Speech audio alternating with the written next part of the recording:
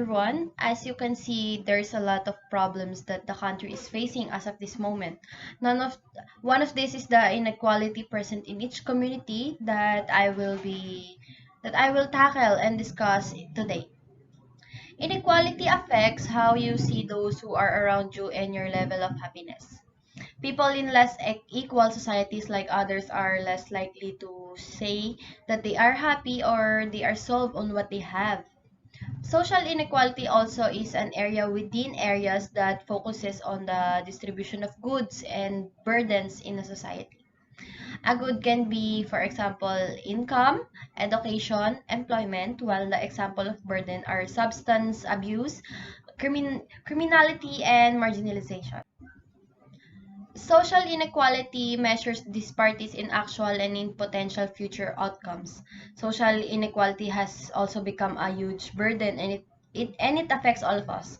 It affects of income inequality, and also, I found out that researchers also have found that it includes higher rates of health and social problems, lower rates of social goods, lower population-wide satisfaction and happiness, and even lower level of economic growth when human capital is neglected for a high-end consumption. Inequalities are not only driven and measured by income, but it is also determined by other factors which are gender, age, origin, ethnicity, disability, religion, and etc. These factors determine inequalities of opportunity which continue to persist within and between other countries and our country. In some part of the world, these divides are becoming more pronounced. Meanwhile, gaps in newer areas such as accessing to online and mobile technology are emerging as of this moment. The result in complex mixture of internal and external challenges that will continue to grow over the next 20, 25, or to 30 years. Income inequality between countries has improved, yet income inequality has become worse.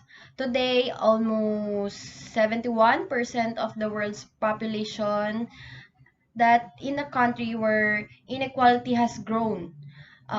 Inequality also has become a defining issue of the present time that must be addressed through social protection policies. Economic and social inequality is a serious issue in the Philippines, where more than a quarter of a population of 92.3 million lives in poverty. The Philippines has one of the world's highest rates of income disparity. And unless anything is done to close the gap, it will continue to grow. Last 2016, thousands of people have been killed during the President Duterte's government. This is called as the extrajudicial killings. He was very open about his anti-drug campaign during the presidential elections. Most of the victims came from the lower class level. Several are wrongfully accused and their families could not do anything about it since the justice system in the Philippines are poor and only in favor with the wealth. In a variety of ways, social status and crime are linked. People from lower socioeconomic levels are more likely to be arrested, convicted, and imprisoned for crimes than those from higher socioeconomic level. Here in our country, prisoners are more likely to be unemployed and earn less. Wealthy people are less likely to be detected and convicted of crimes, despite the fact that their criminal activities may cost society more money. Furthermore, the criminal justice system has generally handled white-collar offenses less harshly than street crimes. Many criminological theories have looked into the relationship between economic variables and crime, including the impacts of poverty, the impacts of growing up in a poor neighborhood, and the loss of the judicial system. Insufficient healthcare is also very common in our country. I personally noticed that while growing here in our country. Seeing many people waiting and queuing outside the hospital is very heartbreaking. It melts my heart and I don't want the future generation to experience that situation. Some hospitals here in our country are not accepting the patient because the patient doesn't have money to pay for the bills. But it is an emergency. Are you going to wait for the patient to die? Of course not. We should help the patient because every life matters. Every life is important.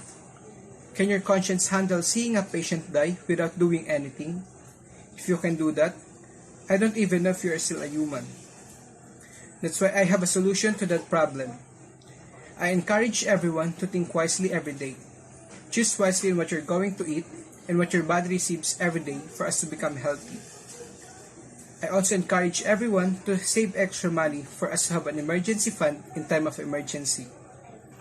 I and the government also will help to achieve equality in every hospital or any medical places here in our country. I will not let any person experience the inequalities, especially during emergencies. I will make a law that will help everyone the right to be hospitalized during an emergency. For us to avoid mistreatment and inequalities,